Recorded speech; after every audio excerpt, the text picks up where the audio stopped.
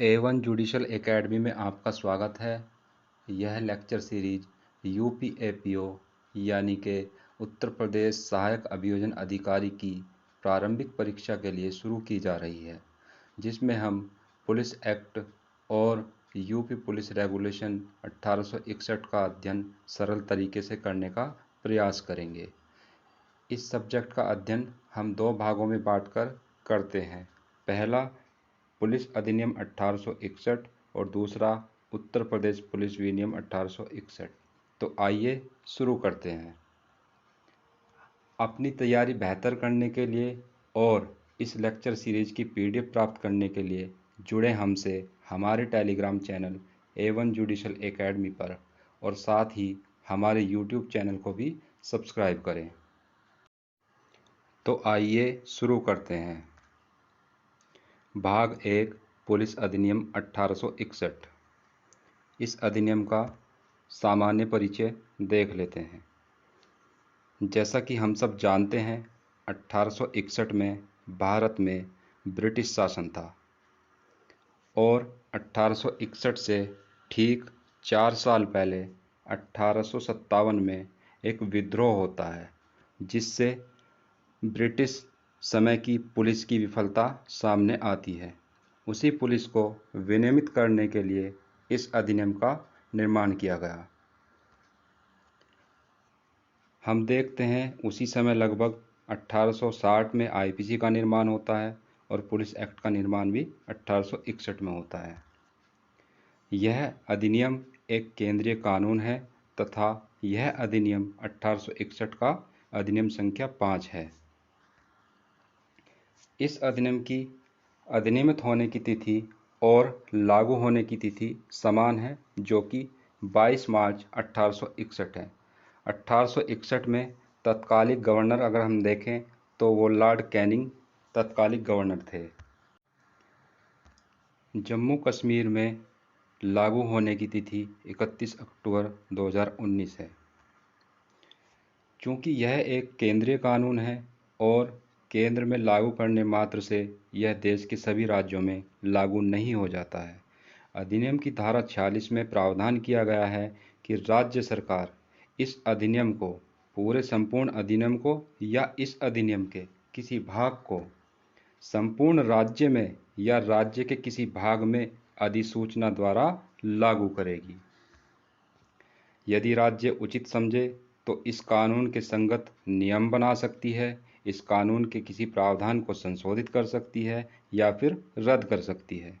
इसी संदर्भ में हम देखते हैं कि उत्तर प्रदेश राज्य ने 1861 में ही एक विनियम बनाया, जिसे हम उत्तर प्रदेश विनियम अधिनियम 1861 कहते हैं और यह इस विषय का दूसरा भाग होगा, जिसकी चर्चा हम आगे करेंगे। पुलिस प्रशासन जो है राज्य सूची का विषय है और इसका प्रावधान भारतीय संविधान की 7वीं अनुसूची के अंतर्गत प्रविष्टि संख्या 2 में किया गया है। अब आपके मन में ये सवाल भी आना चाहिए कि संविधान लागू होने से पहले की जो विधियां हैं वो भारत में क्यों बनी हुई हैं। यानी कि हमारा संविधान 1950 में लागू होता है और जो बाकी के अधिनियम हैं 1861 का अधिनियम है, आप देखते हैं संविधान अधिनियम भी 1872 का है। तो ये सभी अधिनियम जो हैं ये संविधान लागू होने से पहले के अधिनियम हैं। तो इनकी संवैधानिकता की अगर बात की जाए तो इसके लिए हमें अनुच्छेद 372 का सहारा लेना पड़ेगा। अनुच्छेद 372 कहता है कि संविधान से पूर्व की जो विधियां हैं भारत में तब तक बनी रहेंगी जब तक उनको संसद द्वारा निरसित नहीं कर दिया जाता या फिर उनको परिवर्तित या संशोधित नहीं कर दिया जाता।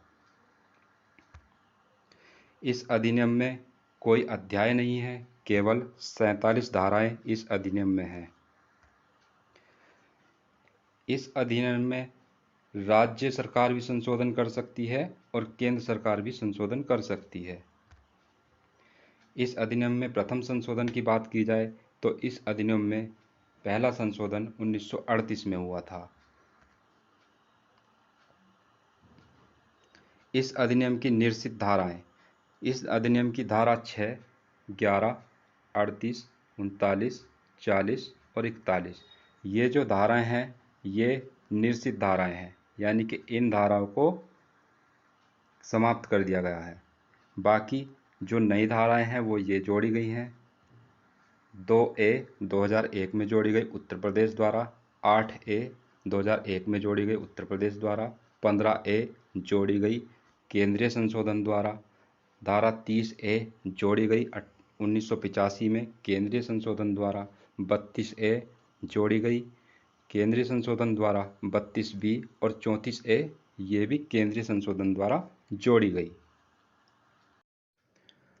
आगे देखते हैं। पुलिस अधिनियम 1861 के उद्देश्यों की बात करें तो इसके उद्देश्य हैं पुलिस को पुनर्गठित करना, अपराधों का निवारण करना, अपराधों का पता लगाना और पुलिस को और अधिक कुशल बनाना। जैसे कि हमने बताया कि इस अधिनियम में कुल 47 धाराएं हैं, जिसमें से पहली धारा जो है वो निर्वाचन खंड यानी कि परिभाषिक खंड के रूप में है, जिसमें कुल 10 परिभाषाएं हैं। तो एक एक करके परिभाषाएं देख लेते हैं। पहली परिभाषा क्या है? जिला मजिस्ट्रेट। डिस्ट्रिक्ट मजिस्ट्रेट की परिभाषा है, जिसमें कहा गया है कि वह मुख्य अधिकारी जिस पर जिले के कार्यपालिका प्रशासन का भार है और जो मजिस्ट्रेट की शक्तियों का प्रयोग करता है वो क्या कहलाएगा? जिला मजिस्ट्रेट कहलाएगा। जिला मजिस्ट्रेट और कार्यपालक मजिस्ट्रेट की नियुक्ति का प्रावधान हम कहाँ देखते हैं? सीआरपीसी की धारा 20 में इसका प्रावधान दिया गया है। अगली परिभाषा देखते हैं। मजिस्ट्रेट। मजिस्ट्रेट से क्या तात्पर्य है? मजिस्ट्रेट से तात्पर्य है साधारण जिला पुलिस के वे सभी व्यक्ति जो मजिस्ट्रेट की सभी या किन्हीं शक्तियों का प्रयोग करते हैं वो मजिस्ट्रेट कहलाएंगे। अगली परिभाषा है पुलिस। पुलिस से क्या तात्पर्य है? तो पुलिस से वे सब व्यक्ति जो इस अधिनियम के अधीन भर्ती किए गए हैं वो पुलिस की परिभाषा के अंतर्गत आते हैं। पुलिस का प्रावधान धारा 2 में भी दिया गया है। अगली परिभाषा देखते हैं। साधारण जिला पुलिस, जनरल पुलिस डिस्ट्रिक्ट। तो साधारण जिले पुलिस से क्या तात्पर्य है? कोई प्रेसिडेंसी, राज्य या स्थान या इनका कोई भाग जिसमें इस अधिनियम को प्रभावी करने के लिए आदेश दिया गया है वो साधारण जिला पुलिस कहलाएगा। अगली परिभाषा देखते हैं।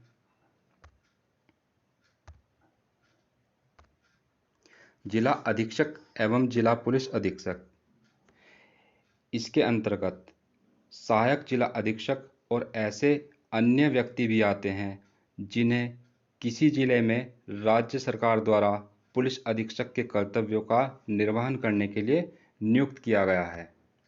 जिला अधीक्षक और जिला पुलिस अधीक्षक के अंतर्गत अपर जिला अधीक्षक और सहायक जिला अधीक्षक भी आते हैं। उत्तर प्रदेश संशोधन 1884 में इसका प्रावधान किया गया है। अगली परिभाषा संपत्ति की है। संपत्ति के अंतर्गत क्या बताया गया है? संपत्ति के अंतर्गत कोई जंगम संपत्ति, धन या मूल्यवान प्रतिभूति को बताया गया है। जंगम संपत्ति की परिभाषा हम देखते हैं आईपीसी की धारा 22 में दी गई है और मूल्यवान प्रतिभूति की परिभाषा आईपीसी की धारा 30 में दी गई है। अगली परिभाषा व्यक्ति की परिभाषा है। व्यक्ति के अंतर्गत क्या आता है? व्यक्ति में निगम या कंपनी आते हैं। पुलिस एक्ट में व्यक्ति शब्द में केवल इतना ही परिभाषित किया गया है कि व्यक्ति में निगम या कंपनी आते हैं, जबकि व्यक्ति शब्द के अंतर्गत प्राकृतिक व्यक्ति भी आता है और कृत्रिम व्यक्ति भी आता है। व्यक्ति की परिभाषा अगर आईपीसी में देखें तो आईपीसी की धारा 11 में व्यक्ति शब्द को परिभाषित किया गया है। अगली परिभाषा है मास यानी कि मंथ, महीने की परिभाषा दी गई है। इसमें मास से तात्पर्य क्या है? कैलेंडर मास, यानी कि एक कैलेंडर में जो 30 दिन का या 31 दिन का माह होता है उसी को कैलेंडर के रूप में परिभाषित किया गया है। आईपीसी की धारा 49 में वर्ष या मास को परिभाषित किया गया है। अगली परिभाषा देखते हैं ढोर यानी कि पशु यानी कि कैटल।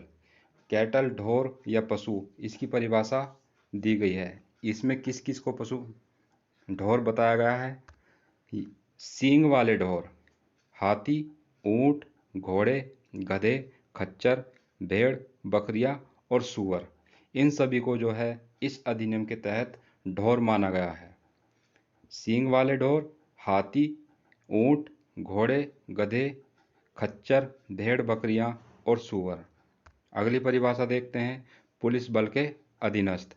पुलिस बल के अधीनस्थ से क्या तात्पर्य है? इससे तात्पर्य यह है कि उप निरीक्षक से नीचे के पुलिस सदस्य पुलिस बल के अधीनस्थ माने जाएंगे। यानी कि उप निरीक्षक कौन होते हैं? एसआई जो होते हैं। एसआई से नीचे के जितने भी पुलिस सदस्य होंगे वो पुलिस बल के अधीनस्थ माने जाएंगे। तो ये परिभाषिक खंड हमारा समाप्त होता है। इसमें 10 परिभाषाएं हमने देखी। तो इन परिभाषाओं को याद करने के लिए एक जगह इनको लिख लेंगे। पहली परिभाषा जिला मजिस्ट्रेट, दूसरा मजिस्ट्रेट, तीसरा पुलिस, चौथी साधारण जिला पुलिस, पांचवा जिला अधीक्षक एवं जिला पुलिस अधीक्षक, छठवां संपत्ति, सातवां व्यक्ति, आठवां मास या माह, नौवां ढोर या पशु और 10वां पुलिस बल के अधीनस्थ। आज के लिए बस इतना ही। मिलते हैं नेक्स्ट वीडियो में। धन्यवाद।